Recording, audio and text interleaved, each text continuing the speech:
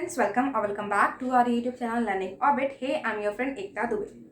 So friends, हमने अपना common paper second year का inclusive education for children with disability की 2 यूनिट्स कंप्लीट कर ली है. लास्ट वीडियो थी हमारी physical accessibility of school and UDL universal design model. अगर आपने वो नहीं देखी है तो प्लीज़ उसको देख लीजिए, वरना हम थर्ड यूनिट पे स्टार्ट करेंगे आज. थर्ड यूनिट हमारी including children with disability in education.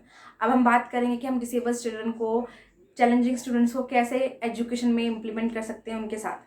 सो इसके अंदर हम अलग अलग मॉडल्स पढ़ेंगे, अलग अलग टेक्निक्स पढ़ेंगे, एज वेल एज हम जानेंगे कि हम TLMs के अंदर क्या मॉडिफिकेशन कर सकते हैं. ये सब हम देखेंगे. ठीक है, तो उसकी जो फर्स्ट यूनिट है 3.1 सब यूनिट उसकी, वो है एडगर-डेल्स मॉडल ऑफ सर्विसेज. इसके अंदर कुछ सर्विसेज के बारे में बता रखा है कि हम बच्चों को जब कुछ लर्निंग देना चाहे, कोई कंसेप्ट सिखाना चाहे, तो हमें ये सर्विसेज यूज़ करनी चाहिए. दिया किसने है ये मॉडल एडगर-डेल जी ने दिया है. उन्हीं के नाम पे इसको रखा गया है, एडगर-डेल्स मॉडल.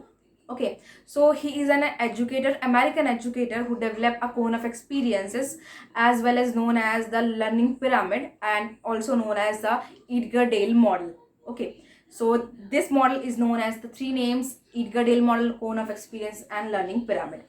3 नाम से जाना आता है: cone of experiences, learning pyramid and Edgar-Dale model. एक अमेरिकन एजुकेटर थे जिन्होंने ये जो cone of experience है जो आप देख रहे हैं इसको दिया और इसका नाम लर्निंग पिरामिड रखा. तो एग्जाम में ऑप्शन तीनों की नाम से आ सकते हैं, तो आपको तीनों नाम अपने दिमाग में रखना जरूरी है. It is composed of 11 stages. This model is composed of 11 stages. There are the 11 stages which we are going to discuss further in the video. So यहाँ पे 11 स्टेजेस की बात करें, and these 11 stages are in the form of concrete to abstract form. That is, in starting from bottom we start to the top. In starting we focus on the concrete things, then after that we focus on the further focusing on the concrete abstract things. It means बच्चे को अमूर्त से अमूर्त की तरफ ले जा रहे हैं. यहाँ पे बच्चों को लाइव एक्सपीरियंसेस होंगे. अब यहाँ पे बच्चा इमेजिनेशन उसकी इंक्रीज हो जाती है, इसलिए हम उसको एब्स्ट्रैक्ट पे ले आए, अमूर्त पे ले गए. इसका मतलब ऐसा कुछ नहीं है कि हमें सारे स्टेज फॉलो करना है या फिर ये अच्छा है या ये बुरा है, नहीं. इन शॉर्ट एडगर-डेल कहना चाहते थे कि बच्चा जब इसको फॉलो करते हुए ऊपर जाता है तो उसके सेंसेस ज़्यादा डेवलप हो जाते हैं, उसका कंक्रीट टू एब्स्ट्रैक्ट वाला कंसेप्ट अच्छे से डेवलप हो जाता है, उसकी परसेप्शन की स्किल ज़्यादा डेवलप हो जाती है. इसलिए उन्होंने ये मॉडल दिया था. Okay, so it is compose of 11 stages, that is for the going the concrete to abstract manner. Okay, next, arrangement of cone is based on the number of senses involved. This arrangement that you can see is depend on the number of senses. That is, in the bottommost the senses are more involved. In the topmost there are less senses involved. That is, इधर यहाँ पे बच्चे के 4-5 senses involve होंगे और यहाँ पे बच्चा कोई 1 या 2 सेंस यूज कर रहा होगा. और ऑब्वियसली हम जानते हैं जितने सेंसेस इन्वॉल्व होते हैं उतनी ज़्यादा हमारी एजुकेशन बेटर होती है. तो बच्चों के लिए बोला गया कि नीचे वाली चीज़ें यूज़ करें, और जैसे ही बच्चा बड़ा होता जा रहा है उसको हम कंक्रीट से एब्स्ट्रैक्ट की तरफ लेके जाएं. ऐसा एडगर-डेल मॉडल हमें बताना चाहता है. ठीक है, सो क्या बात करी हमने सेंसेस के, तो इसके 2 बेस हैं. पहला कि ये क्या है, कंक्रीट टू एब्स्ट्रैक्ट फॉलो करता है, and the next is it is depend on the senses involve. Senses कितने इन्वॉल्व है उसके ऊपर डिपेंड करता है. उसके बाद इन्होंने दिया मोड ऑफ लर्निंग. लर्निंग के मोड कैसे होते हैं ये according to the age of child है. इनएक्टिव, आइकॉनिक, सिंबॉलिक 3 आते हैं. Enactive, iconic and symbolic. उनका बोलना था इनएक्टिव मतलब बच्चा एक्सपीरियंसेस से सीखता है. Mostly direct and purposeful experiences जो होते हैं उससे सीखता है, डायरेक्ट एक्सपीरियंसेस से. यहाँ पे बच्चा छोटा होता है, जस्ट अ मिनट, यहाँ पे बच्चा छोटा होता है तो उसको जितने एक्सपीरियंसेस खुद करने को मिलेंगे वो ज़्यादा सीखेगा.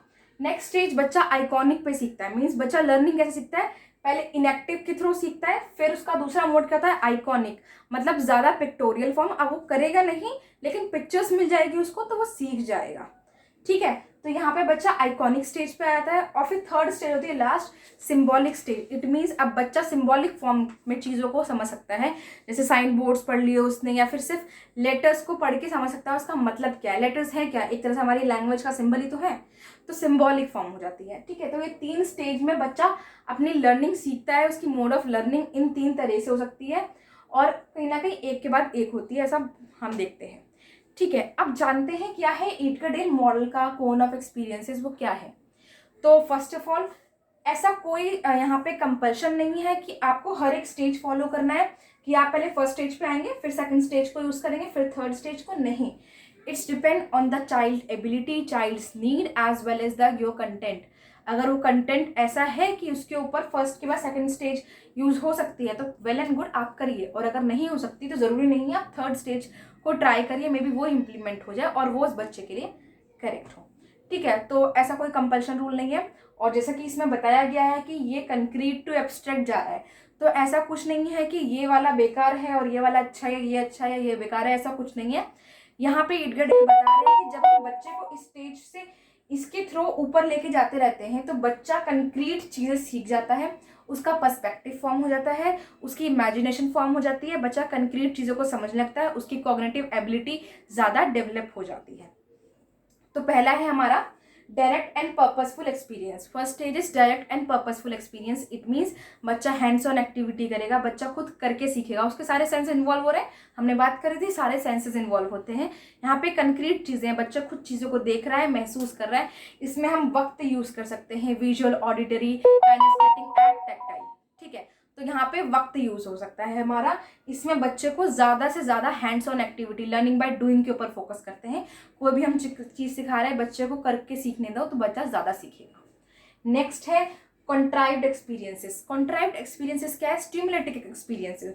मीन्स हम जब बच्चे को कोई चीज़ प्रोवाइड नहीं कर सकते तो हम उसका मॉडल या फिर उसके जैसा कुछ और प्रोवाइड करते हैं और बच्चे को उस चीज़ का कंसेप्ट डेवलप करते हैं। जैसे अगर हमें अब बच्चे को बताना होता है कि ह्यूमन बॉडी क्या है या फिर ह्यूमन बॉडी के पार्ट्स क्या है, तो हम उसके मॉडल दिखाते हैं। तो जैसा कि मैंने आपको पहले ही कहा कि कोई भी पार्ट कंपल्शन नहीं है। अब मैं डाइजेस्टिव सिस्टम बच्चे को पढ़ाने जाऊँ तो मैं यहाँ पर डायरेक्ट एंड पर्पसफुल वाला एक्सपीरियंस, जो डायरेक्ट एंड पर्पसफुल स्टेज है, उसको यूज़ नहीं कर सकती। क्या मैं बच्चों को किसी को काट के दिखाऊंगी और बोलूँगी ये किडनी है, ये नहीं। तो यहाँ पे मैं कंट्राइव्ड एक्सपीरियंसेस मैं यूज़ कर सकती हूँ, क्या कुछ मॉडल्स यूज़ कर सकती हूँ। और या फिर आगे आएगा, मैं यहाँ पे कहते हैं डेमोन्स्ट्रेशंस यूज़ कर सकती हूँ, यहाँ पे मैं पिक्चर्स, रिकॉर्डिंग्स, ये सब यूज़ कर सकती हूँ। तो it's depend on our topic, हर चीज़ को हर चीज़ पे अप्लाई नहीं किया जा सकता। ठीक है, तो सेकंड स्टेज हो गया हमारा कंट्राइव्ड एक्सपीरियंसेस। मतलब हमने बच्चे को डायरेक्ट एक्सपीरियंस ना देके कुछ इनडायरेक्ट एक्सपीरियंसेस दे दिया, या फिर हमने, जैसे कि आप कह सकते हैं कि आप कहीं घूमने गए और आपने उस जगह के बारे में अपने फ्रेंड को बताया, तो आपने उसको एक एक छोटी छोटी बारीकी चीज़ें बताई, तो वो एक स्टिमुलेटिंग एक्सपीरियंस है कि किसी और ने उसको एक्सपीरियंस करा है और वो उसको बहुत फील करके बता रहा था कि आप अपने आप को महसूस कर रहे हो कि आप भी वहाँ गए हो। तो वो स्टिमुलेटिंग हुआ कि आप उसको समझ पा रहे हो। इसके लिए हम मॉडल्स यूज़ कर सकते हैं या बच्चों के साथ, कि हम बच्चों को मॉडल्स के थ्रू सिखा रहे हैं। ठीक है, नेक्स्ट है ड्रामेटाइजेशन। ड्रामेटाइजेशन, कुछ सब्जेक्ट्स के लिए हम ड्रामा यूज़ कर सकते हैं ताकि बच्चा ज़्यादा अच्छे से समझे। फॉर एग्जाम्पल हमारा हिस्ट्री हो गया, SST हो गया, इसके अंदर बच्चों के साथ ड्रामेटाइजेशन मेथड यूज़ करिए, बहुत इंप्लीमेंटिंग होता है, बहुत अच्छे से वर्क करता है। आप बच्चे को वैसे स्टोरी बताएंगे, बुक्स पढ़ने को कहेंगे, वो नहीं पढ़ेंगे, लेकिन आपने बच्चों को खुद उनका कैरेक्टर बना दिया है और दूसरा कैरेक्टर कुछ और कोई और प्ले कर रहा है, तो बच्चा कहीं ना कहीं उसके अंदर इन्वॉल्व है, वो उसको कहीं ना कहीं एक्सपीरियंस कर रहा है। वो रियल एक्सपीरियंस नहीं है, लेकिन वो ड्रामेटाइजेशन में ऑब्वियसली उसके जो सेंसेस है वो रियल एक्सपीरियंस नहीं ले रहा, लेकिन कहीं ना कहीं वो उस चीज़ को सीखने की ज़्यादा कोशिश करेगा, समझने की ज़्यादा कोशिश करेगा जब उसको खुद करना होगा। तो यहाँ पे क्या हुआ? ड्रामेटाइजेशन। आप देख रहे हैं यहाँ पे सेंस ऑर्गन भी कम होते जा रहे हैं। यहाँ बच्चा खुद सीख करके सीख रहा था, यहाँ पे बच्चा देख के सीख रहा है या फिर उनकी जो कॉपीज होती है उनसे यूज करके सीख रहा है, और यहाँ बच्चा ड्रामा करके सीख रहा है। The fourth is demonstration. Demonstration क्या है कि बच्चा बैठा हुआ है, बच्चा ऑब्जर्व करेगा और कोई उसको करके दिखाएगा, तो डेमोन्स्ट्रेशन हुआ है। जैसे हम बच्चे को करके दिखाते हैं कि ट्राइंगल कैसे बनाना है या कोई भी शेप या कुछ भी कैसे बनाना है, तो वहाँ पे हम डेमोन्स्ट्रेशन दे रहे हैं। बच्चा सुन भी पा रहा है, बच्चा देख भी पा रहा है, बच्चा अपने डाउट्स भी पूछ पा रहा है। तो यहाँ पे उसके 3 सेंसेस इन्वॉल्व है, यहाँ पे इसके सारे सेंसेस इन्वॉल्व थे। ठीक है, तो यहाँ पे क्या हुआ? ऑब्जर्वेशन स्किल्स हो रही है बच्चे की, मोस्टली डेमोन्स्ट्रेशन। नेक्स्ट है स्टडी ट्रिप्स। स्टडी ट्रिप्स मतलब बच्चों को हम स्टडी ट्रिप्स पे ले गए। जैसे आप बच्चों को ज्योग्राफी पढ़ा रहे हो, आप बच्चों को ले गए हो पार्क में बताने के लिए कि प्लांट्स क्या होते हैं वगैरह वगैरह। साइंस में आप हर्ब्स और शब्स दिखाने के लिए पार्क में ले गए हो, तो बच्चा वहाँ पे क्या कर रहा है? स्टडी ट्रिप से। ऑब्वियसली वो प्लांट को प्लग करके नहीं देख सकता, लेकिन वो प्लांट को दूर से देख सकता है, उसको कहीं ना कहीं लाइव चीज़ें देखने को मिलेगी। टच नहीं कर सकता, देख सकता है, लेकिन एक्सपीरियंस कर पा रहा है, तो वो क्या है? Study trips.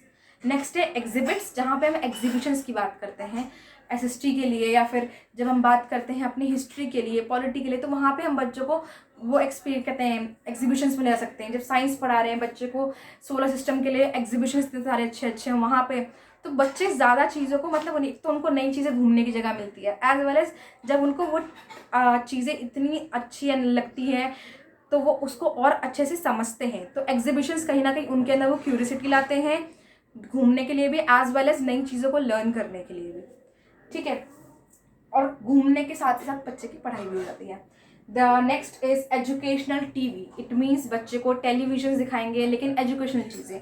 हम फॉर एग्जाम्पल आजकल यूट्यूब एक एजुकेशन टीवी का बहुत बड़ा एग्जाम्पल है, या फिर जो भी ये जूम्स कॉल हो रही है, वीडियो कॉल्स हो रही है जिस पर पढ़ाइयाँ हो रही है, क्या है एजुकेशन टीवी तो है कि टीचर्स लेक्चर रिकॉर्ड करके भेज रही है, बच्चा देख रहा है, टीचर एनिमेशन के फॉर्म में भेज रही है, बच्चा देख रहा है, या फिर इतनी सारे लेक्चर्स ऑलरेडी प्रेजेंट है हमारे इंटरनेट पे, वो सब। नेक्स्ट है recording, radio and still pictures.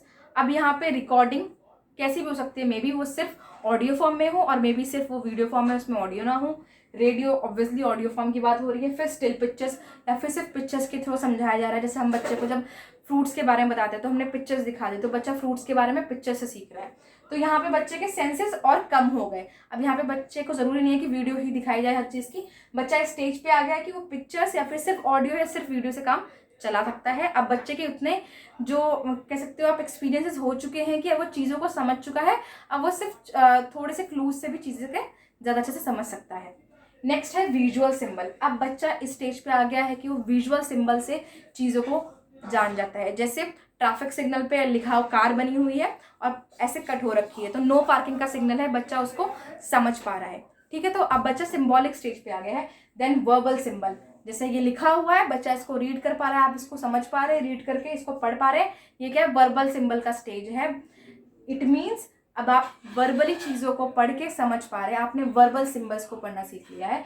तो ये क्या है सबसे ज़्यादा कंक्रीट स्टेज है, और ये सबसे ज़्यादा एब्स्ट्रैक्ट स्टेज है और ये कंक्रीट स्टेज है। तो ये हमारा जो ईटगरडेल मॉडल जा रहा है ये अपवर्ड में जा रहा है, ठीक है। सो आई होप आपको ये क्लियर हो गया। अब एक चीज़ और, हमने जो 3 मोड्स ऑफ लर्निंग पढ़े हैं ये भी कहीं ना कहीं इसमें आते हैं। 3 मोड्स ऑफ लर्निंग है हमारे। पहला मोड है हमारा इनएक्टिव, जिसके अंदर हम डायरेक्ट पर्पसफुल एक्सपीरियंसेस की बात करते हैं। तो यहाँ पे देखिए कहाँ कहाँ डायरेक्ट पर्पसफुल एक्सपीरियंस हो रहे हैं बच्चे का। ये डायरेक्ट एंड पर्पसफुल एक्सपीरियंसेस यहाँ पे हो रहे हैं 1, 2 एंड 3। इन 3 स्टेजेस में बच्चा डायरेक्ट चीज़ें सीख रहा है, मतलब बच्चा इनएक्टिव स्टेज में। तो ये स्टेज क्या कहलाएगा बच्चे का, इनएक्टिव स्टेज कहलाएगा। तो इनएक्टिव स्टेज में हम इन 3 चीज़ों को बच्चे में इन्वॉल्व कर सकते हैं। देन आते हैं हम next, that is iconic stage, जिसको हम पिक्टोरियल स्टेज बोलते हैं। तो ये कहाँ तक होगा, जहाँ मैंने पिक्टोरियल की बात करी तो यहाँ पे बच्चा ये होगा हमारा आइकॉनिक स्टेज, ठीक है। ये हमारा आइकॉनिक स्टेज हो गया जब बच्चा क्या कर रहा है, पिक्टोरियल रिप्रेजेंटेशन, वीडियो लेक्चर्स, इन सब चीज़ों से सीख पा रहा है। And the last stage is this is symbolic, जहाँ बच्चा सिंबल से सीख रहा है, ठीक है। ये सिंबॉलिक स्टेज होगा जहाँ पे बच्चा सिंबल्स के थ्रू सीख रहा है, चाहे वो विजुअल सिंबल हो या वर्बल सिंबल हो। तो ये इनएक्टिव, आइकॉनिक और सिंबॉलिक स्टेज हमारे कहीं ना कहीं इस मॉडल पे अप्लाई होते हैं। कैसे, वो मैंने आपको बता दिया। स्टिल अगर आपको कोई डाउट है तो please let me know in the comment box. मिलते हैं नेक्स्ट वीडियो में नेक्स्ट टॉपिक के साथ, दैट इज 3.2। आज हमारा 3.1 कंप्लीट हुआ। Okay friends, stay tune.